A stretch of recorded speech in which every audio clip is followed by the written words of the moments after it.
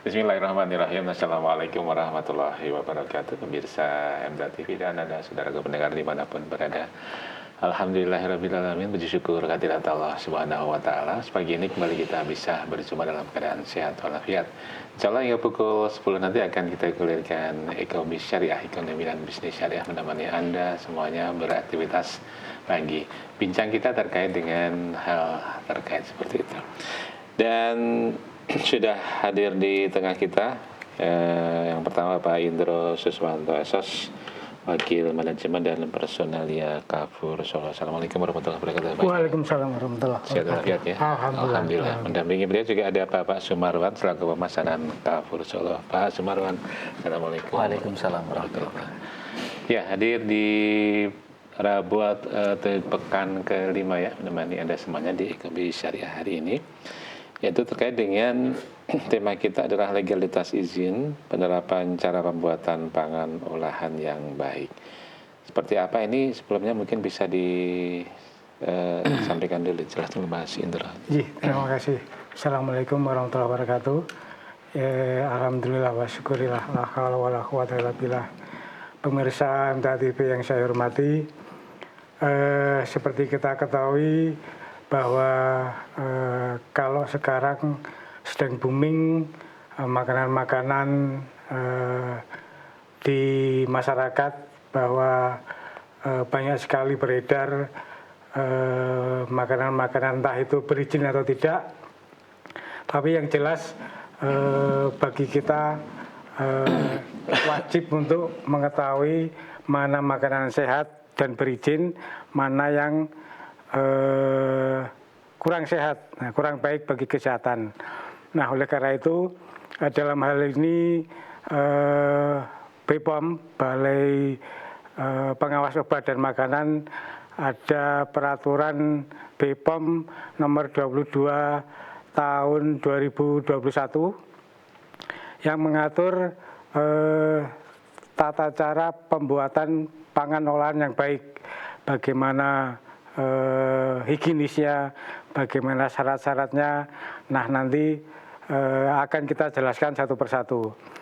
Komponen-komponen yang paling utama diantaranya adalah bangunan. Jadi bangunan fisiknya harus memenuhi syarat. Diantaranya ada pengolahan yang berasing misalnya, kemudian lantainya apakah rata atau tidak, dindingnya merepel atau tidak. Nah, itu menjadi syarat-syarat utama. Kemudian nomor 2 adalah material atau mesin. Jadi mesinnya yang digunakan apakah steril, apakah memenuhi syarat. Kemudian bagaimana aplikasinya, bagaimana kita melaksanakan sanitasi. Nah, apakah alat-alat dikalibrasi, kemudian diverifikasi. Nah, itu menjadi pantauan dari BPOM. Yang ketiga adalah adanya dokumen. Jadi pentingnya dokumentasi bagi syarat-syarat makanan olahan ini penting sekali, karena BPOM mensyaratkan ada dokumentasi, bagaimana pengujiannya, bagaimana tidak lanjut misalnya ada komplain atau tidak. Nah, itu harus ada dokumentasinya. Yang keempat adalah manusianya sendiri, bagaimana kapabel, kemampuannya memenuhi syarat atau tidak, terlatih atau tidak. Nah, itu menjadi syarat-syarat bagi seorang personil yang ada di perusahaan makanan minuman. Karena kita adalah pabrikasi minuman, jadi paling tidak ada syarat-syarat yang harus dipenuhi. Makanya saya matur kepada pemirsa di rumah bahwa hari ini, saat ini Kafur sudah memenuhi syarat untuk perpanjangan MD, merek dalam negerinya, atau istilahnya izin edar. Jadi per hari ini ada kabar tadi pagi bahwa izin edar yang dimiliki oleh Kafur sudah bisa diperpanjang dan bisa disebarluaskan seperti sedia kala. Demikian Mas Ali. Jadi yang namanya MD atau merek dagang ya, izin edar ini berapa lama berlakunya Pak? Itu 5 tahun. 5 tahun 5 dan tahun harus diperbarui. Diperpanjang lagi, iya. Ya. Seperti itu. Persyaratannya seperti tadi ya, harus ada banyak teknis yang dipersiapkan. Kendala apa biasanya dihadapi dalam proses pengajuan izin seperti ini, Pak? Perpanjangan seperti ini. Kalau menyangkut izin penerapan CPPOB kali ini, memang banyak sekali dokumen yang diupload. Banyak sekali. Online ya? Online ya, betul. Jadi saya kemarin kami tidak bisa langsung jadi sekali. Jadi ada urutan-urutan, ada istilahnya revisi-revisi yang harus kami lakukan. Nah itu menjadi ada misalnya kesulitan tersendiri. Ada susulan misalnya, oh yang ini belum dikoreksi, belum direvisi, yang ini belum direvisi, minta dokumentasi.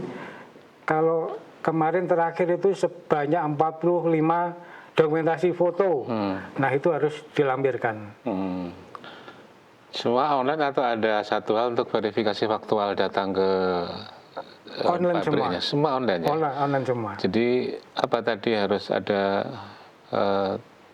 tembok yang gini tadi cuman foto atau gimana? Foto, termasuk ya? Dinding itu harus misalnya halus, itu harus difoto. Foto kemudian dikirim lewat OSS. Nah, kirimannya lewat OSS. Baik, itu kiranya untuk prosesnya bagaimana untuk perpanjangan dan mendapatkan izin edar itu tadi ya. Kemudian dari pemasaran Pak Sumarwan, kaitannya pemasaran Kafur sekarang bagaimana, kemudian kaitannya dengan izin edar ini, kalau memang izin edarnya belum diperpanjang atau mandek ini bagaimana hubungan dengan pemasaran gitu. Terima kasih Mas Ali. Jadi matur nuwun pada pemirsa MTA TV dimanapun berada, untuk yang sekian kalinya Kafur bisa hadir di hadapan pemirsa. Yang perlu kami sampaikan adalah bahwa kita ini masih taraf pabrik atau usaha UMKM sebenarnya Mas, masih kecil.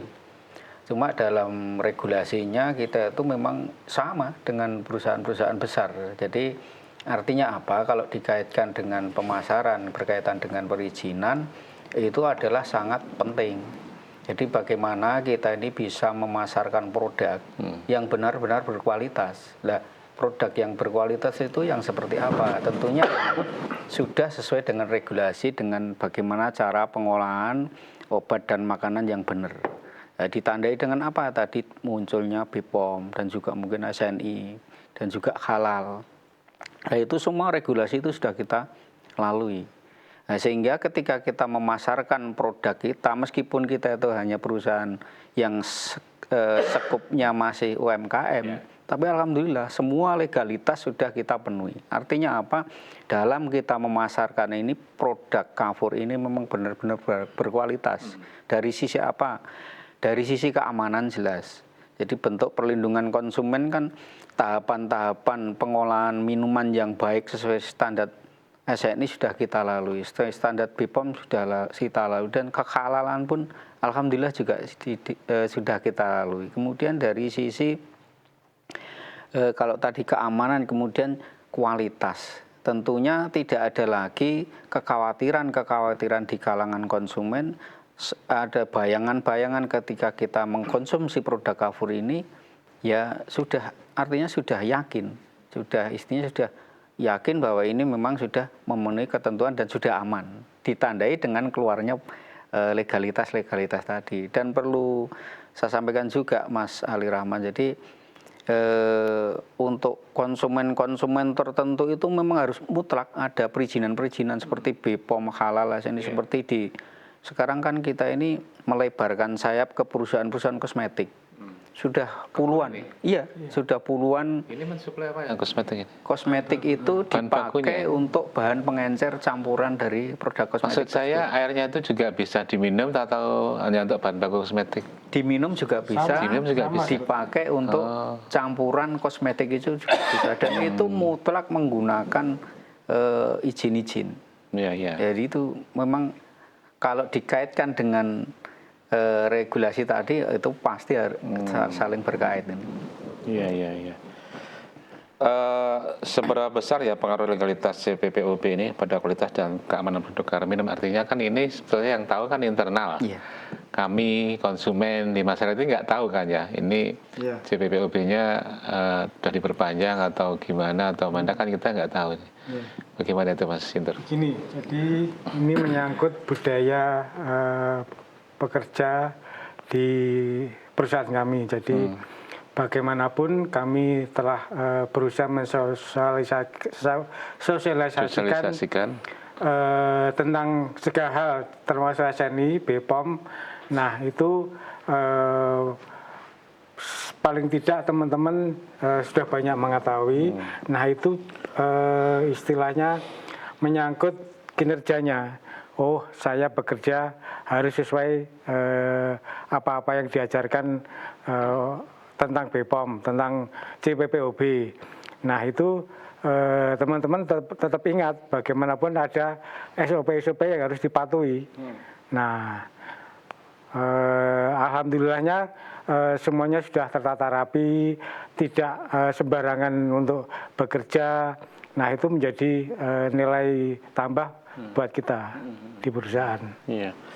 Baik, tentunya menjaga istiqomahnya CPPOB kita urus sebelum perpanjangan habis ya, sehingga pemasaran tidak terkendala begitu ya Pak ya. Pengawasan internal agar tetap standar terjaga bagaimana ini? Kalau pengawasan internal secara berkala kita ada audit internal. Ya, bagaimana terutama kita audit dulu bagian kepala produksi. Apakah SOP-nya sudah dilaksanakan belum? Nah, setelah selesai kita menyangkut lagi tentang SOP di anak buahnya. Apakah tahapan-tahapan SOP sudah dilaksanakan? Nah, itu secara berkala setahun sekali dilaksanakan. Ya, ya, ya. Ya, kita ke pemasaran Pak Marwan ini kaitannya dengan perkembangan global ya. Iya. Terjadinya perang di mana di dunia ini tentu mempengaruhi harga itu mempengaruhi bahan baku mempengaruhi harga. Iya. Apakah ada perubahan atau bagaimana perkembangan sekarang Kafur ini? Jadi begini Mas Ali dan pemirsa, jadi yang jelas bahwa memang dampak dari gejolak di Timur Tengah, karena kan biji plastik itu kan bagian besar dari Timur Tengah. Oh iya. Ini sangat berpengaruh sekali dengan terutama bahan-bahan pendukung yang bahan bakunya itu plastik. Sebagian besar kita kan plastik, ada botol, gelas itu plastik semua. Iya, iya. Nah, ini sangat-sangat berpengaruh. Jadi beberapa waktu yang lalu kita tuh sempat kesulitan untuk mencari bahan pembantu berupa gelas, sehingga memang harus agak sedikit tersendat. Tetapi bagaimanapun juga harus tetap kita bagaimana ini bisa jalan. Tentunya untuk masalah harga ya sementara ini memang masih bisa kita, ya bukan berarti kita pertimbangkan, karena mau tidak mau kita harus realistis.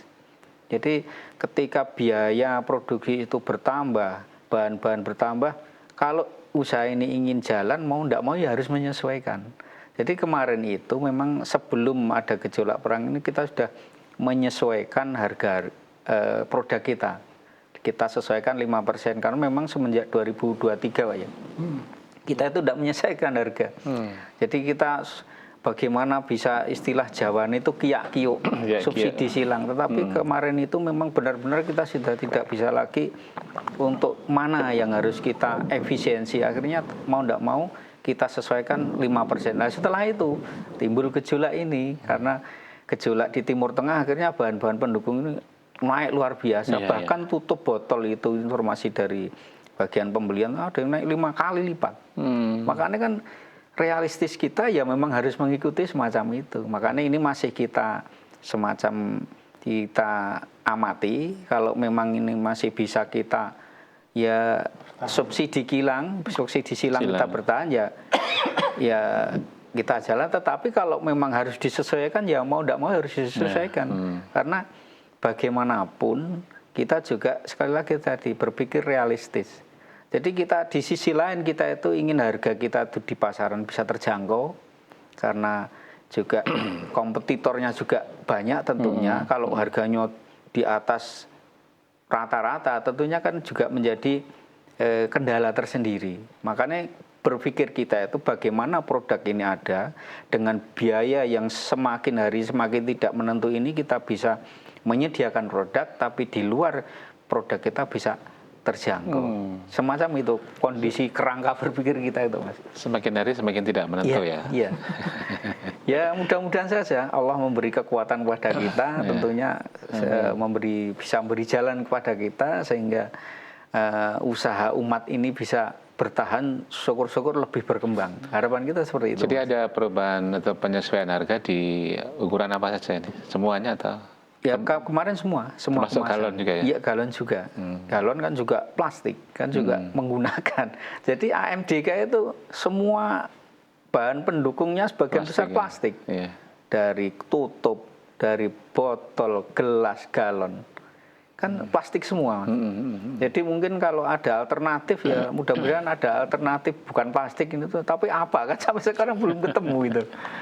Itu yang jadi masalah. Betul. Tapi untuk saat ini kita masih bertahan. Iya. Kita tidak pengen sih ada perubahan harga lagi. Selama kita masih kuat, masih mampu. Ya doakan saja kita mampu sampai kapanpun, sampai selamanya. Ya tidak selama sih, tidak. Ya tetap ada, mungkin ada penyesuaian nanti, tapi tidak sekarang. Ya mungkin tak tambahkan sedikit. Silakan ya, Pak. Jadi kaitannya dengan bagaimana kita memodifikasi kondisi ini adalah kita yang terbaru itu kita dari gelas kecil contohnya yang tadinya 72 isinya itu kita modifikasi menjadi 48. Otomatis kan mudah-mudahan harganya tidak naik, tetapi masih terjangkau kan semacam itu. Jadi hal-hal semacam itu Mas yang sebenarnya kita lakukan. Betul. Jadi bagaimana kita ini semacam bisa tadi memodifikasi. Jadi yang tadinya mungkin yang gelas mini itu 72 bisa kita 48 atau mungkin yang lain seperti apa. Tetapi kan di luar masih terjangkau. Di konsumen itu masih mendapatkan produk yang murah gitu. Dalam artian bahkan yang 48 ini kalau dibandingkan yang 72 itu harganya agak di bawah semacam itu. Gitu ya. Iya. Baik, demikian bincang kita untuk sesi pertama ya, sekilas dengan teman-teman dari Carrefour Solo.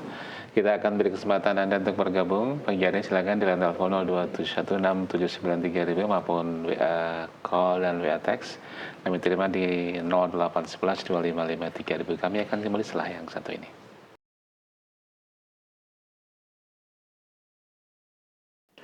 Baik, Anda masih bersama kami di gelaran Ekobi Syariah.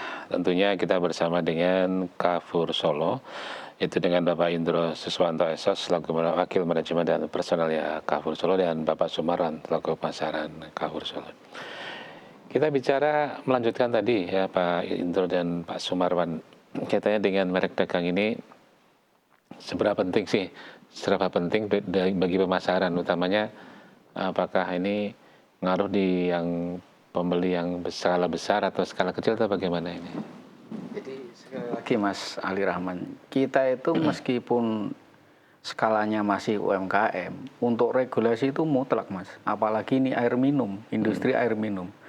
Jadi mungkin masyarakat umum mungkin tidak begitu memperhatikan ya. Walaupun ada beberapa yang kritis tentang masalah BPOM-nya mana, izinnya kadaluarsa itu biasanya juga masyarakat yang kritis perso. Cuma hanya untuk instansi-instansi yang meskipun itu skala kecil itu biasanya tetap meminta legalitas kita seperti BPOM, kemudian SNI dan halal. Itu Apalagi yang di situ ada semacam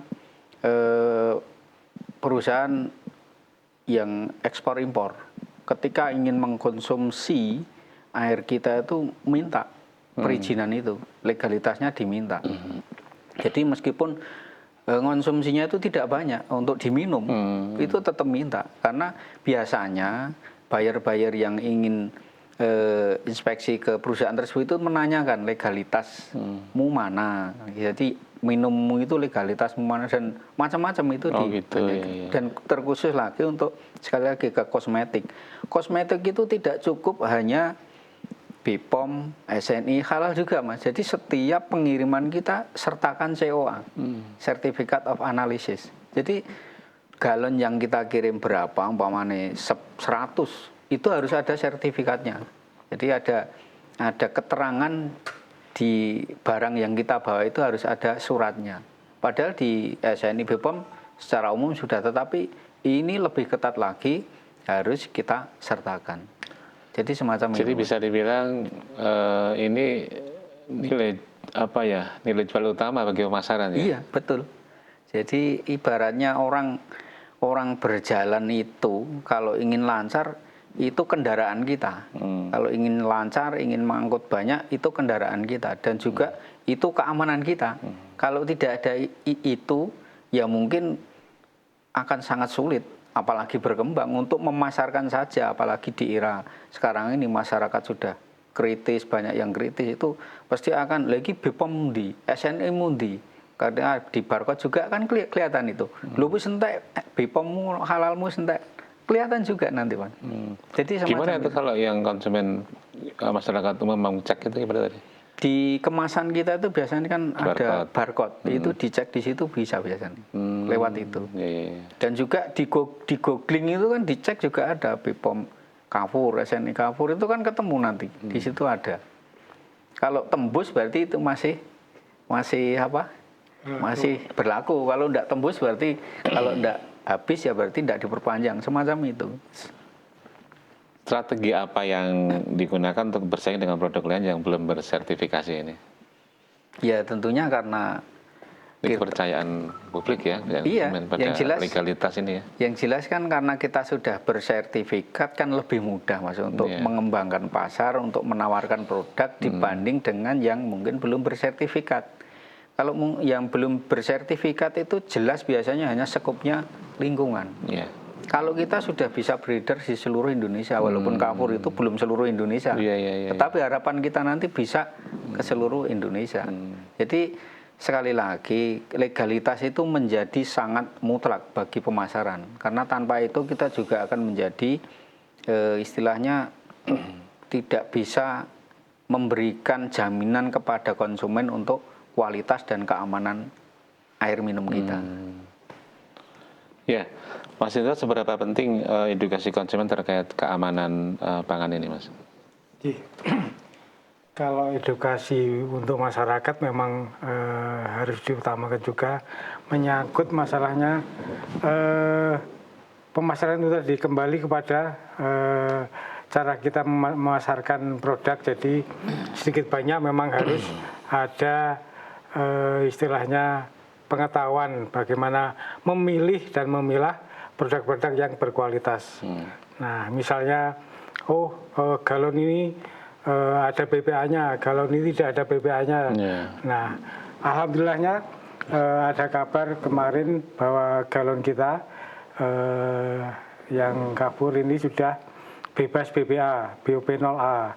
Ada sertifikat yang bisa kita tunjukkan nanti. Jadi bagi masyarakat tidak usah ragu-ragu lagi untuk mengkonsumsi galon Kafur, Mas.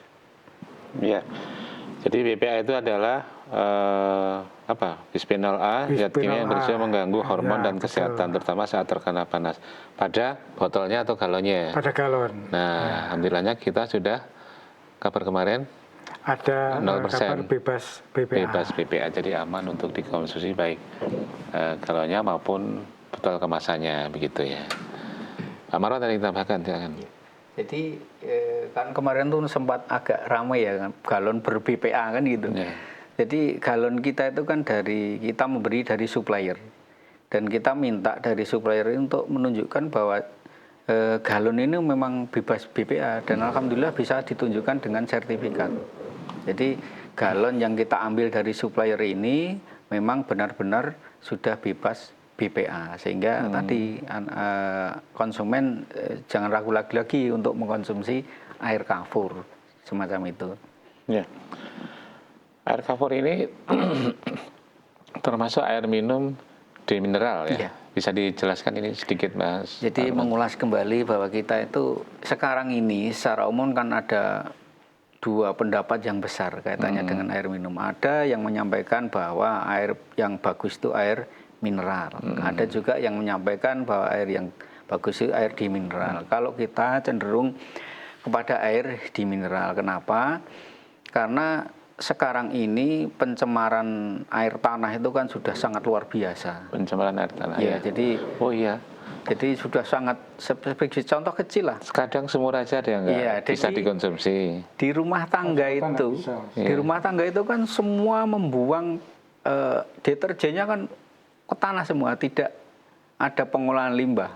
Berapa juta rumah tangga yang tiap pagi membuang deterjennya ke tanah. Ini secara panjang, belum lagi pupuk-pupuk pestisida itu kan sangat berpengaruh dalam jangka panjang di air tanah. Makanya pilihan kita jatuh kepada di mineral. Kenapa di mineral? Yang pertama bahwa di mineral ini adalah produk air minum yang sudah bebas polutan anorganik. Apa itu anorganik? Anorganik artinya polutan yang berupa kimia yang tidak bisa dicerna oleh tubuh. Kita bebaskan. Nah, kemudian pertanyaannya mineralnya dari mana? Mineralnya itu adalah dari sayuran dan buah-buahan yang kita konsumsi setiap hari. Karena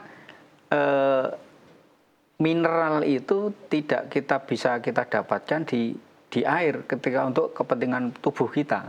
Jadi dari mana? Ya dari sayuran, buah-buahan, susu yang kita konsumsi tiap hari. Dan yang selanjutnya bahwa sekali lagi bahwa air di mineral itu di samping bisa untuk konsumsi tiap hari, minum maupun masak, juga bisa untuk kita kembangkan ke produsen-produsen kosmetik sebagai bahan pendukung pengencer dari kosmetik tersebut. Jadi ada dua fungsi, Mas. Jadi dengan memproduksi kita air di mineral ini bisa menjadi dua fungsi semacam itu. Itu jadi pentingnya merek dagang tadi ya. Iya. Mas Indra, apa ini pesan bagi UMKM yang ingin mengurus CPPOB itu? Terutama untuk UMKM makanan minuman memang sebaiknya wajib untuk mengurus izin penerapan CPPOB.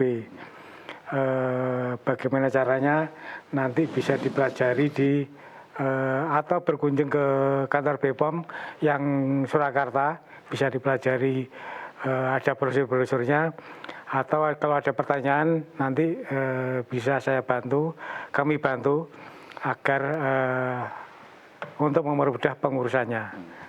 Demikian. Tapi yang jelas jangan takut untuk mengurusnya, karena memang semua ada istilahnya tetap dibina untuk proses awal dari UMKM. Semuanya pasti dibantu. Gimana, Mas? Kalau merek dagang ini apakah ada audit rutin dari pihak eksternal, Mas? Kalau SNI setahun sekali. Sidak atau bukan, kunjungan rutin. Tapi kalau BPOM itu mendadak. Tidak ada undangan, tidak ada pemberitahuan, pasti mendadak. Kenapa mendadak? Ya biar kita, biar beliau tahu, realita kayak gini. Misalnya surat-surat sudah lengkap, oke. Kemudian alat-alat, kemudian kondisi perusahaan sudah bagus, sampah juga demikian, sudah bisa dibereskan, itu menjadi masukan bagi mereka. Bila ditemukan yang tidak sesuai standar dari BPOM seperti apa itu? Tetap ada penilaian. Penilaian misalnya sampah, tidak diurus dengan baik, ruangan tidak ber-AC, kemudian prosedur-prosedur tidak dikerjakan. Nah, itu menjadi penilaian. Misalnya kalau paling bagus nilainya A, berhubung karena kondisi tidak sesuai, maka bisa C atau B minus, itu pasti begitu. Nilai itu berpengaruh ke apa ke depan? Perpanjangan apa atau gimana itu? Tetap kepada sebenarnya pengaruh pas waktu itu tidak ada, tapi tetap kita diupayakan untuk ada istilahnya revisi. Nah, kalau diketahui ada yang tidak benar, maka kita disuruh untuk merevisi. Kita suruh laporan langsung ke BPOM. Iya.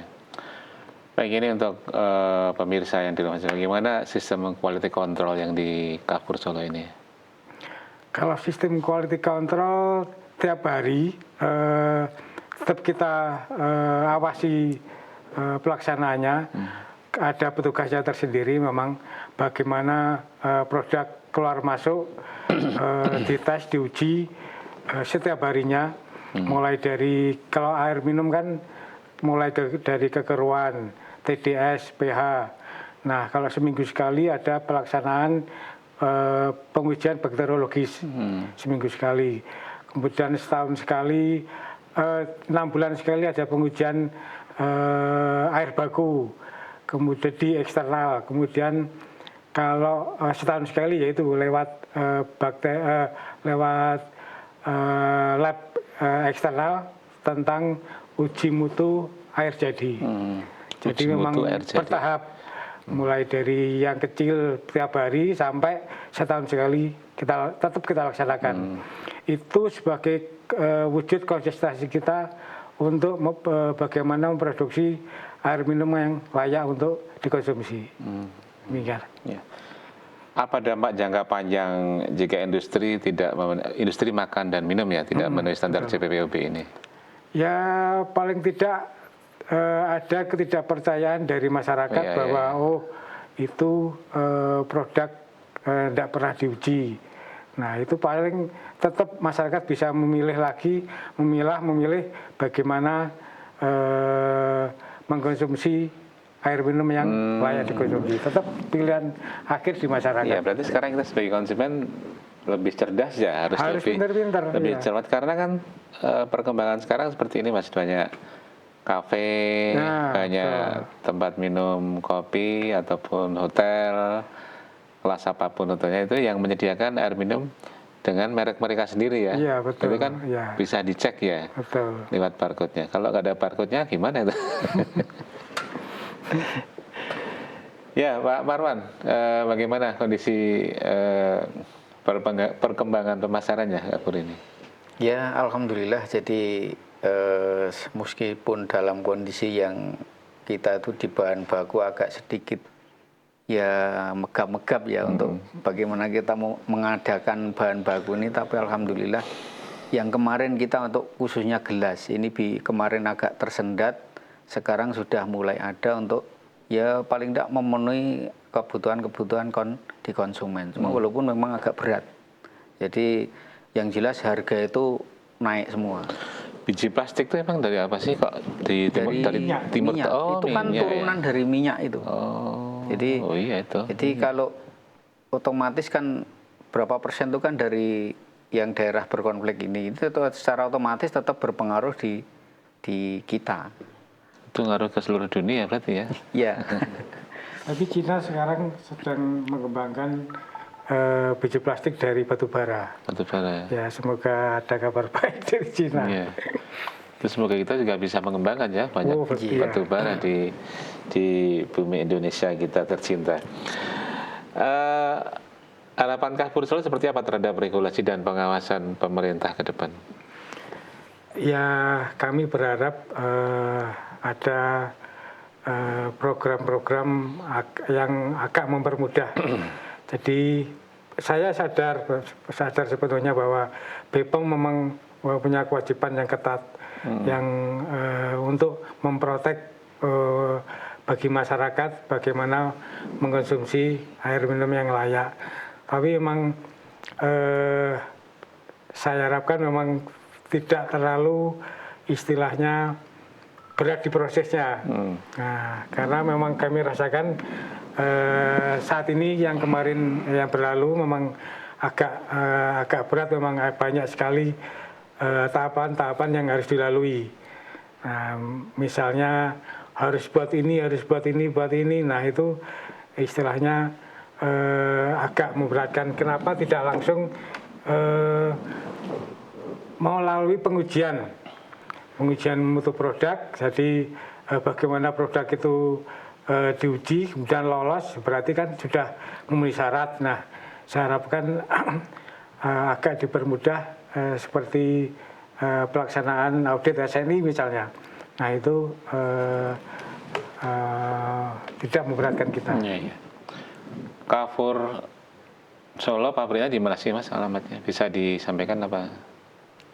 Kalau kita itu di Solo itu pasnya di selatan Stasiun Purwosari.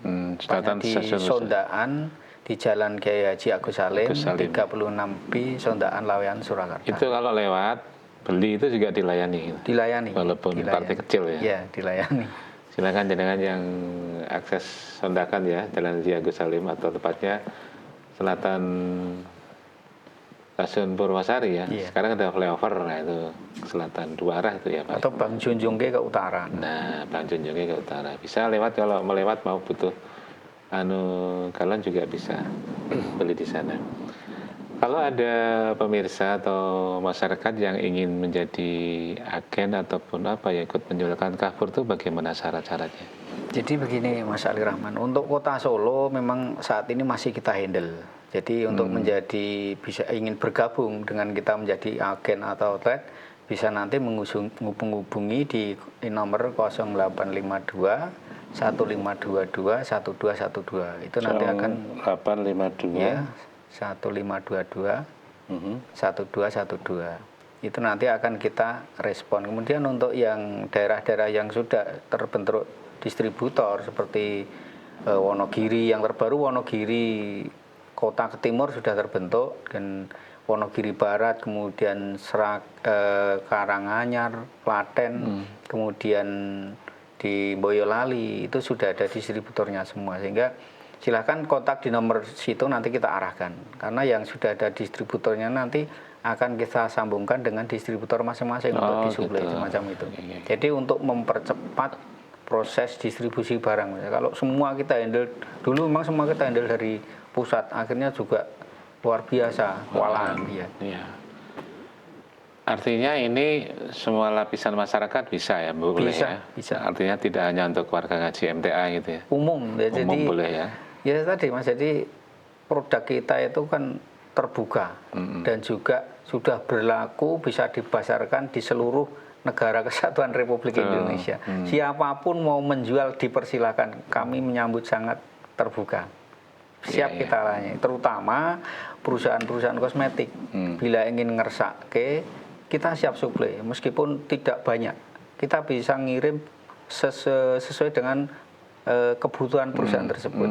Jadi untuk menjadi salah satu bahan pendukung proses di perusahaan kosmetik ini, kita tidak menentukan minimal sekian galon, tapi kita siap untuk mensuplai bila dibutuhkan, berapapun jumlahnya kita suplai. Semacam itu. Monggo, jadi sudah banyak puluhan perusahaan kalau tidak salah yang bergabung ke kita. Kami juga terbuka untuk bila ingin yang bergabung kembali dengan kita, menambah bergabung kembali dengan kita. Silakan yang ingin lebih detail nanti hubungi di 0852 1522 1212. Sekali lagi di 0852 1522 1212 gitu ya, ingin ya tanya dulu ya kalau ingin menjadi agen ataupun ikut memasarkan. Di pengunjung Mas Indro, mungkin ada yang digarisbawahi terkait dengan CPPUB ini. Terima kasih. Jadi buat para pemirsa, terima kasih kami sampaikan atas peran sertanya selama ini. Yang jelas kami tetap berkomitmen untuk pertama mematuhi aturan-aturan yang berlaku, baik itu di BPOM, di SNI maupun di sertifikasi halal. Kedua, kami tetap berkomitmen untuk memproduksi produk-produk yang berkualitas. Jadi insya Allah kami berusaha untuk semaksimal mungkin memproduksi air minum dalam kemasan Merkafur ini. Yang terakhir, kami tetap mengharap masukan-masukan dari para pemirsa, para konsumen, bagaimana kami agar lebih baik lagi ke depan. Jadi tidak menutup kemungkinan ada hal-hal yang perlu diberi saran, dikritik, kami tetap mengharap. Demikian. Baik, terima kasih waktunya Pak Marwan di pengunjung dari pemasaran. Terima kasih saya ucapkan kepada seluruh konsumen Carrefour dan mungkin yang ingin bergabung silahkan, jadi kami terbuka sekali. Untuk legalitas sudah kita dapatkan semua, BPOM, SNI dan halal, dan juga jika diperlukan COA kita sudah siapkan.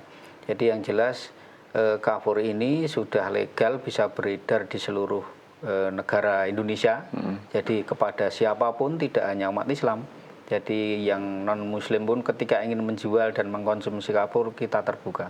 Jadi Carrefour ini sudah menjadi produk yang umum, jadi bukan produk yang eksklusif. Meskipun ini produk Muslim, tetapi ini adalah bisa dikonsumsi oleh siapapun dan insya Allah pasti aman, kemudian juga berkualitas. Demikian. Ya, baik.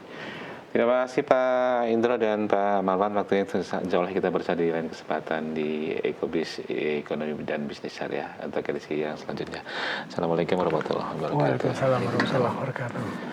Demikian pemirsa, jumpa kita di Ekobis Syariah hari ini bersama Pak Indro Suswanto SOS selaku Wakil Manajemen dan Personelia Carrefour Solo, juga Pak Sumarwan selaku pemasaran dari Carrefour Solo. Jumpa lagi di kesempatan yang akan datang. Saya Ali Abdul Rahman dan kerabat kalian yang bertugas pamit. Assalamualaikum warahmatullahi wabarakatuh.